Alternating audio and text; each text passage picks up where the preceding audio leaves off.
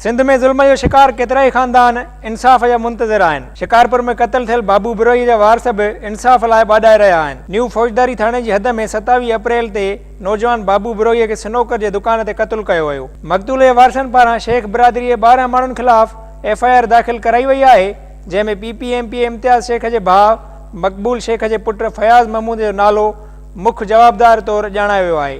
क़त्ल थियल नौजवान बाबू बिरोही जे वारसनि जो चवणु आहे त पुलिस साणनि को बि सहकार न पई करे। शिकारपुर जे अंदरि जेके बि मर्डर थिया आहिनि उन में गुलशेर पठान हुजे, नासिर पठान हुजे या अजब गुल सां जेको रेप जो हुयो मसलो या शहीद बाबू बिरोही ऐं काफ़ी शहर जे अंदरि अहिड़ा मर्डर थिया आहिनि। असां supreme court of Pakistan, high court Sindh, IG Sindh, DIG Larkana ऐं ज़िले इंतिज़ामिया खां पुरज़ोर अपील कयूं था त जेके बि शहर जे अंदरि इहे मर्डर थिया आहिनि उन्हनि जो फौरी नोटिस वठी करे उन्हनि जवाबदारनि खे किफ़र किरदार ताईं पहुचाए वञे।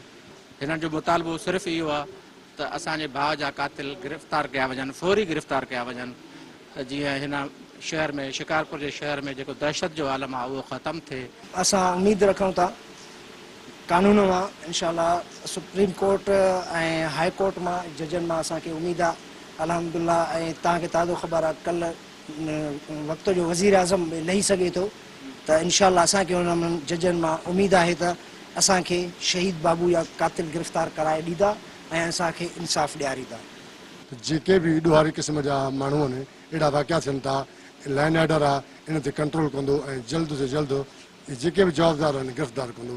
उमेद आहे न SP मां, IG सिंध मां, चीफ जस्टिस मां, आर्मी चीफ मां उनखे अपील था कयूं त शहर वासियुनि जेके शहर शिकारपुर जा माण्हू आहिनि इन्हनि वागुनि मां जान छॾाए 8-10 माण्हू खाई विया आहिनि, कंहिं जो बि इंसाफ़ न थियो आहे।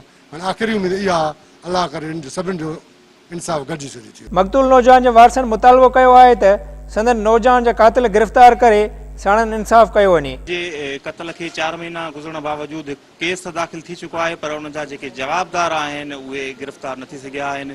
ऐं बाबू बिरोही जे वारसनि जो चवणु आहे त बाबू बिरोही जा जेके कातिल आहिनि उनखे गिरफ़्तार करे केफ़री किरदार ताईं पहुचायो वञे ऐं जेको शिकारपुर में बदअमनी आहे उनजे लाइ बि उपाउ खणी करे शहर खे अमन फ़राहम कयो वञे। कैमरामैन रफ़ीक़ सूमरो सां गॾु सारंग बपर, सिंध TV न्यूज़, शिकारपुर।